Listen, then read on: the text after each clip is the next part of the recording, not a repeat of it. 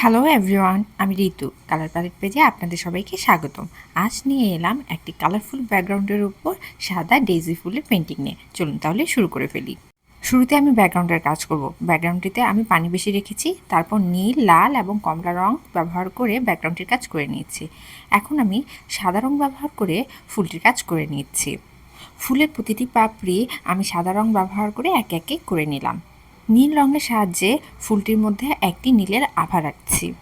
দুই একটি পাপড়ি বাদ দিয়ে প্রত্যেকটি পাপড়িতে আমি নীল কালার ব্যবহার করেছি। ফুলের যে মাঝের অংশটুকু আছে সেটিকে আমি প্রথমে হলুদ কালার ব্যবহার করে নিয়েছি। তারপর খয়েরি রং একটু ব্যবহার করেছি। এরপর হলুদ রং ব্যবহার করে ফুলের ডাল এবং পাতা করে নিচ্ছি। তারপর অল্প একটু সবুজ রং ব্যবহার করে সেই পাতা এবং ডালে ব্যবহার করলাম। এখন অ্যাশ কালার ব্যবহার করে ফুলের পাপড়িগুলোর একটি শেড ব্যবহার করছি। প্রত্যেকটি পাপড়ি আমি সেম প্রসেসেই করে যাচ্ছি। এখন আমি ফুলের মাঝের অংশটুকু ফাইনাল টাচ করে দেব।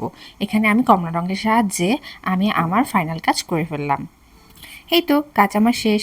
ভিডিওটি যদি আপনাদের ভালো লেগে থাকে লাইক, কমেন্ট, শেয়ার করতে ভুলবেন না। ধন্যবাদ।